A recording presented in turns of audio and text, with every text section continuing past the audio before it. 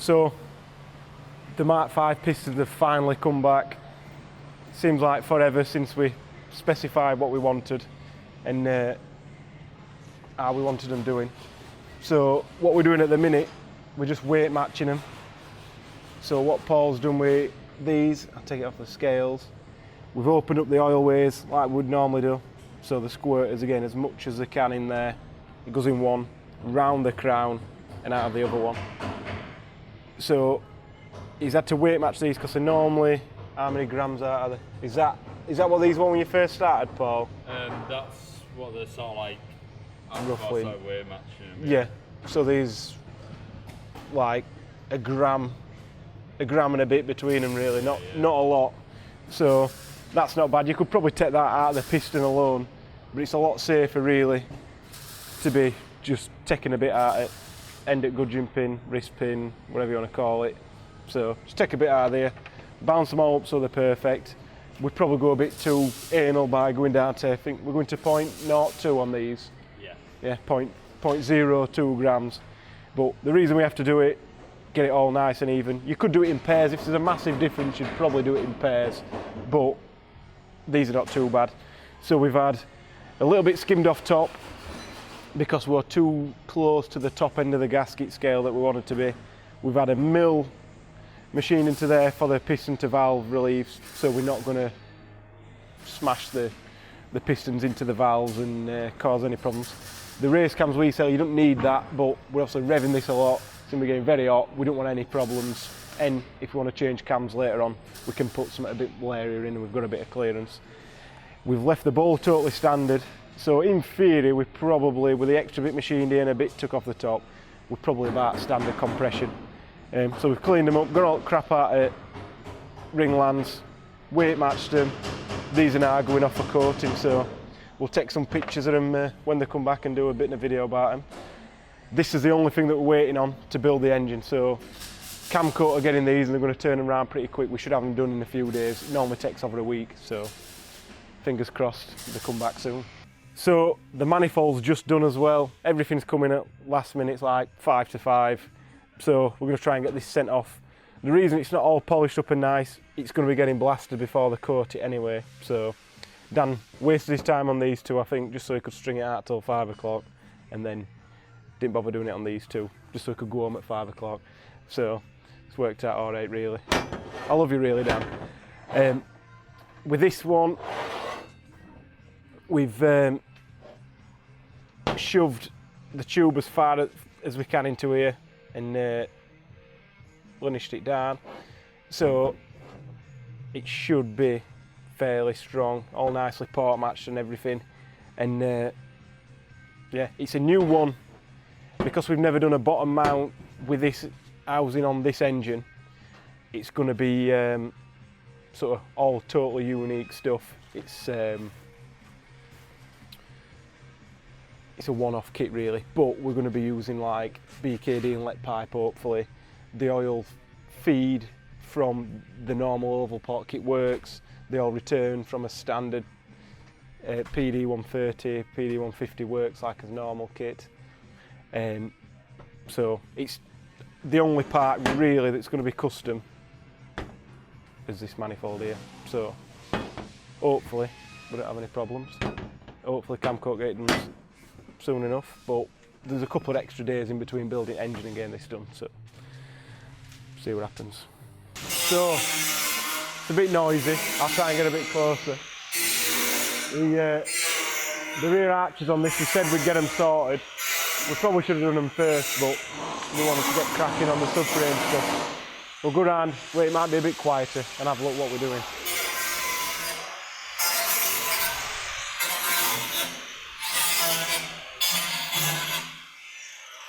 So this doesn't actually look much better because all this side's full of filler. I think the place that painted it, they were very helpful. They didn't look like they did a good job when they first did it, but the place that maybe painted it after didn't do such a good job.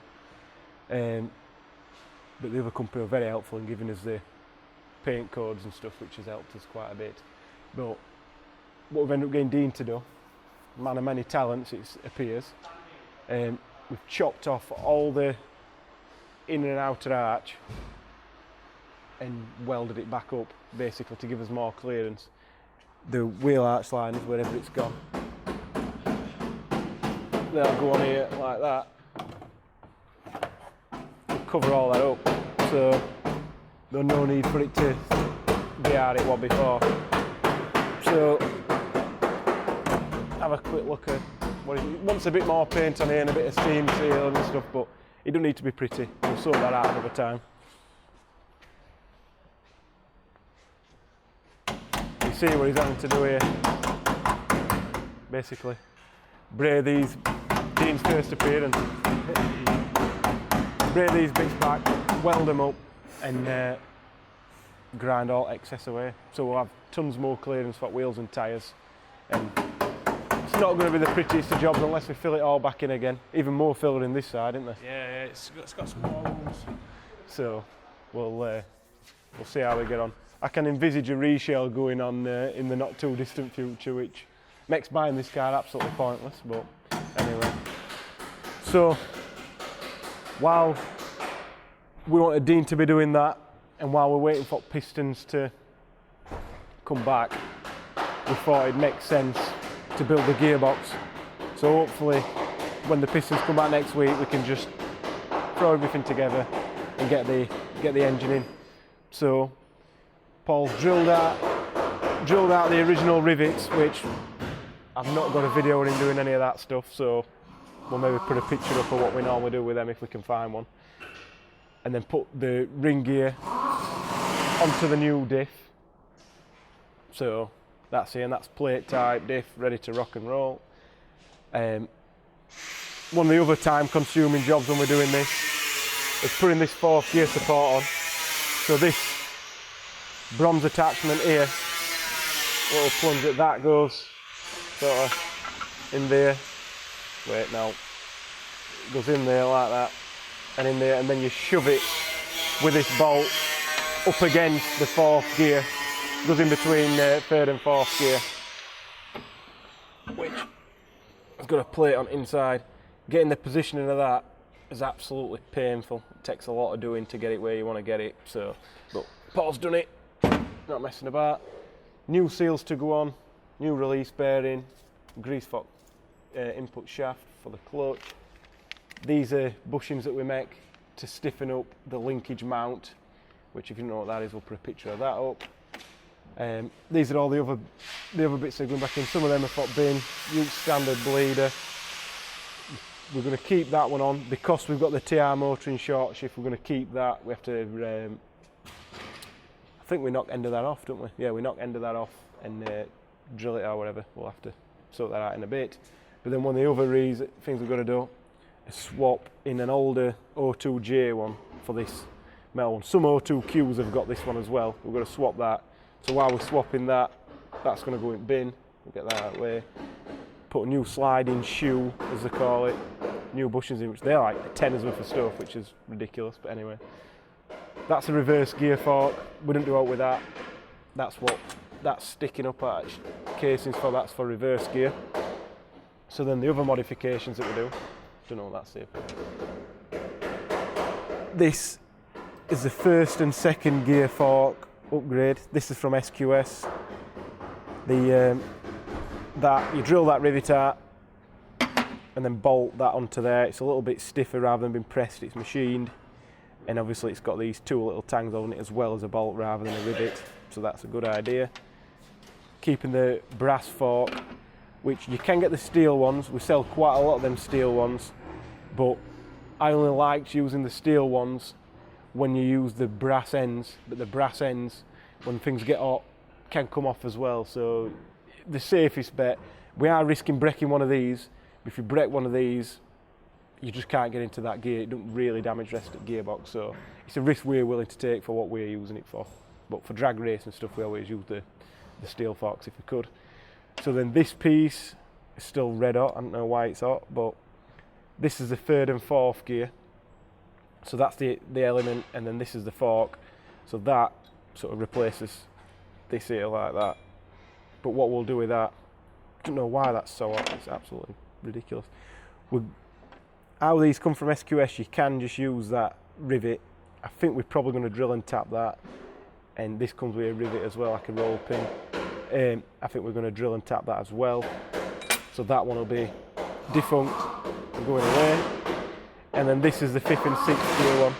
So what we do to this one, literally just replace that part with this part. So it's held on more firmly because it goes onto the shaft, and then you'd hold that to there with this bolt rather than a rivet as well.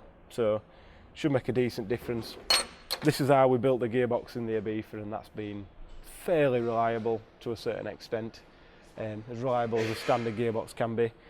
But we have got a spare one for this, so we'll be building that one again. But generally what we try and do is, before a race, go out and do some testing. If we have a failure, build the next gearbox better, but I don't think we're going to have any problems. But before the first race this is going to do, there'll be an identical gearbox built, ready just to take it out, put it in, and then we'll figure out what's gone wrong, and then you have to build 2 again. But anyway, it is what it is. So that's the gearbox. When it's all together, or when it's going together, we'll try and get some more pictures or what have you. But tricky little buggers to get together, but Paul can sort it. So.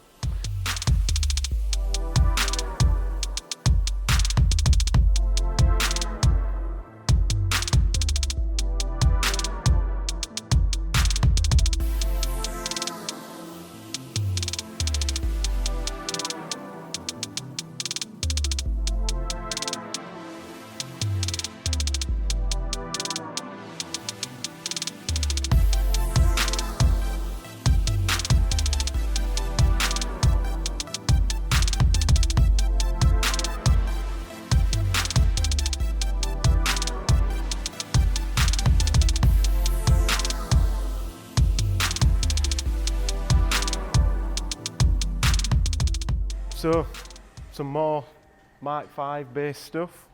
Dean's finished doing what he needed to do with these. They do not look pretty at all, but this car's going to get some TLC at some point. It's going to get wrapped and all this carry on when we're done. So, just need to rivet them back on, and we'll have tons of room for tyres now. So, we can go really far in and back, which is what we're planning on doing. We want to go as wide as we can. Probably going to end up trimming these a little bit more because they're very close at the bottom here, but we'll see how that goes. Just this bit here, which is a bit of a pain. But anyway, that's that. The other thing that's going on, Ben, Carlton Hydraulics, is here along with Nick. They're sorting out the brake hoses for us.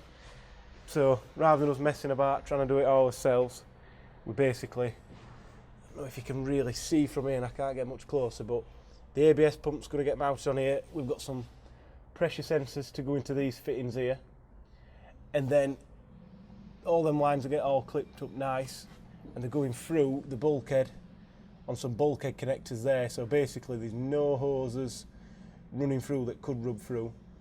These ones for the feed side are not as important, but we'll to the reservoirs, but we're sorting them out as well. They're probably going to get moved into car at some point. The seat and the pedals and all that stuff. The seat's in, but the pedals are going to have to be moved, so we're going to sort that out as well. Steering wheel, just a mock-up one again. Underneath, I don't know. We'll look round engine bay first, but as you saw in last videos, gearbox is done. That's all done and dusted. And now, the Verkline subframes here. Really nice piece of kit, really nicely engineered. You've got a couple of options on where you mount your bottom arm, so that's going to change all your bump steer characteristics and everything, basically all your geometry.